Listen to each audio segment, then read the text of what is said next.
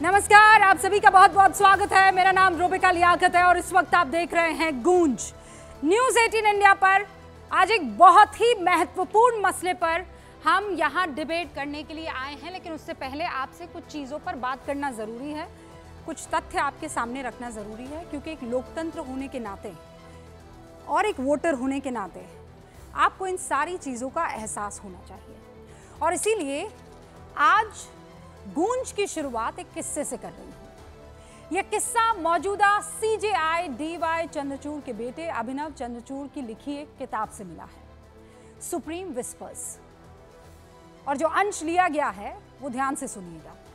इस किताब में अभिनव चंद्रचूड़ 1984 से 1987 तक देश के कानून मंत्री रहे अशोक सेन के हवाले से कुछ बातें लिखते हैं। वो लिखते हैं कि सरकार इस बात का खास ध्यान रखने लगी कि कैंडिडेट की विचारधारा यानी आइडियोलॉजी क्या है, वो किस पार्टी से जुड़ा है और किसको समर्थन करता है। 1984 से 87 के बीच कांग्रेस सरकार ने एक भी ऐसे जज की नियुक्ति नहीं की जो एंटी कांग्रेसी था या कांग्रेस के खिलाफ विचार रखता था। 84 से 87 तक के बीच देश के प्रधानमंत्री कौन थे? राजीव गांधी। एक और किताब लिखी और उसकी जानकारी आपके साथ शेयर कर रही हूं। जेम्स मैनर की एक किताब है, नेहरू टू द 90s। उसका पन्ना कुछ ऐसा दिखता है उस किताब का। इसमें इंदिरा गांधी सरकार के वक्त चीफ जस्टिस रहे YV चंद्रचूड़, जो मौजूदा CJI DY चंद्रचूड़ के पापा हैं, पिता हैं, उनके हवाले से इंदिरा के एक बयान को कोट किया गया है, and I am quoting it, जिसमें इंदिरा गांधी जजों की नियुक्ति को लेकर YV चंद्रचूड़ से क्या कहती हैं, सुनिए। मेरी पार्टी के लोग आकर कहते हैं, ये हम ट्रांसलिटरेट कर रहे हैं यानी हिंदी में कह रहे हैं, मेरे पार्टी के लोग आकर कहते हैं कि चीफ जस्टिस इस व्यक्ति की नियुक्ति चाहते हैं।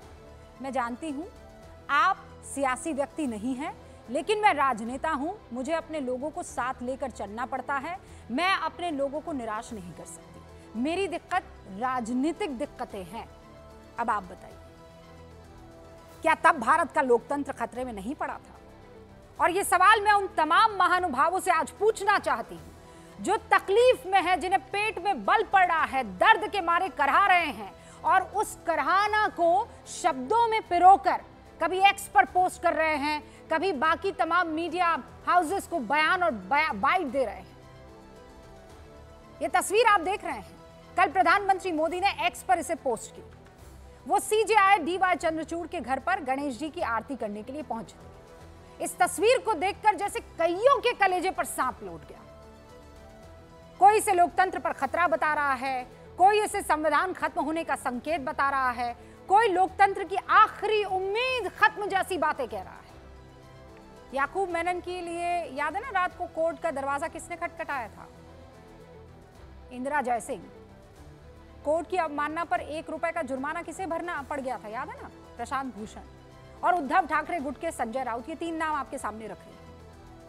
इन तमाम लोगों को यह बताना चाहिए कि क्या संविधान में कहीं यह लिखा है कि कार्यपालिका और न्यायपालिका के मुखिया आपस में मिल नहीं सकते? और अगर यह तस्वीर लोकतंत्र के आखिरी उम्मीद को खत्म करती है, देन डियर पीपल, लोकतंत्र का दम तो फिर 18 सितंबर 2009 को ली गई इस तस्वीर के साथ ही निकल जाना चाहिए था। इस तस्वीर में क्या है? इस तस्वीर में उस वक्त के प्रधानमंत्री मनमोहन सिंह है और उस वक्त के चीफ जस्टिस KG बालाकृष्णन एक साथ दिखाई दे रहे हैं। और ये तस्वीर कहां खींची गई है पूछिए? प्रधानमंत्री के आवास पर खींची गई, इफ्तार पार्टी में। क्या तब ऐसे बड़े लेख कहीं लिखे गए थे?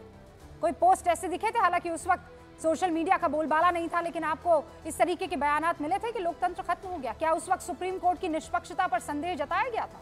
फिर आज क्यों? और बताइए, ये सवाल मैं क्यों ना पूछूं कि असल में संविधान तो बहाना है, मोदी निशाना है। एक और उदाहरण देती हूं, सुप्रीम विस्पर्स से ही ये उदाहरण जो अभिनव चंद्रचूड़ ने लिखी है।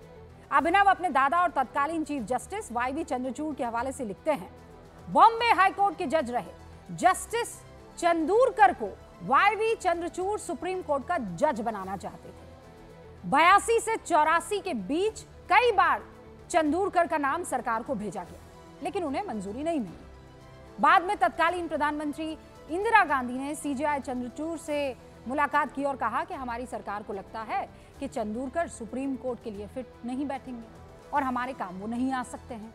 मतलब जो जज सरकार के काम ना आए उसे सुप्रीम कोर्ट में एंट्री मत दो। आपके मन में यह सवाल आ सकता है कि इंदिरा गांधी को चंदूरकर से क्या प्रॉब्लम थी, क्या आपत्ति थी? जवाब इसी किताब में है।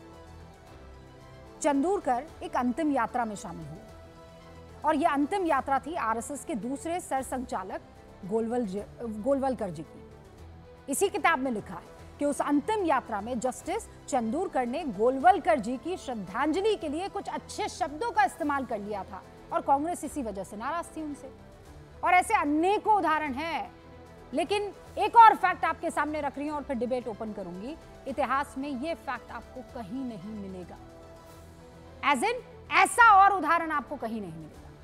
इंदिरा गांधी ने अपने राज्यसभा सांसद को इस्तीफा दिलवाकर जज बनाया। ठीक है, आप सोच सकते हैं अगर आज ऐसा कुछ कर ले मोदी की सरकार तो आसमान धरती पर आ जाएगा। मेरे पास जेम्स मैनर की एक किताब है, वही जिसका जिक्र आपसे कुछ देर पहले मैंने किया था, नेहरू टू द 90s। उसके कुछ पन्ने हैं और इस किताब के पेज नंबर 112 पर एक तथ्य का जिक्र है जिसे मैंने हाईलाइट किया है। जिस रंग के कपड़े पहने उसी रंग से गुलाबी। इसमें क्या लिखा है? काला सच। 1962 से 1972 तक राज्यसभा के सांसद रहे बहरुल इस्लाम को गुवाहाटी हाई कोर्ट का जज बना दिया गया। राज्यसभा से उनको इस्तीफा दिलाया और जब 2 मार्च 1980 को गुवाहाटी हाई कोर्ट से वो रिटायर हुए तो अनैतिक तरीके से 4 दिसंबर 1980 को उन्हें दोबारा सुप्रीम कोर्ट का जज बना दिया गया। सुप्रीम कोर्ट जज बनते ही बहरुल इस्लाम ने बिहार के तत्कालीन कांग्रेसी मुख्यमंत्री जगन्नाथ मिश्रा के खिलाफ भ्रष्टाचार मामले में उनके पक्ष में फैसला दिया और देखिए इसके बाद उन्होंने सुप्रीम कोर्ट के जज के पद से इस्तीफा दे दिया और फिर से राज्यसभा सांसद बन गए। ऐसा कभी हुआ? देखा आपने ऐसा कोई केस? उसके बाद कांग्रेस के टिकट पर वो चुनाव भी लड़े। सोचिए, पीएम मोदी महज बप्पा की आरती करने पर, जो कि सीजेआई चंद्रचूड़ के घर पर विराजे हुए थे, ऐसा माहौल बना दिया गया जैसे उन्होंने कोई सबसे बड़ा अनैतिक काम कर दिया हो।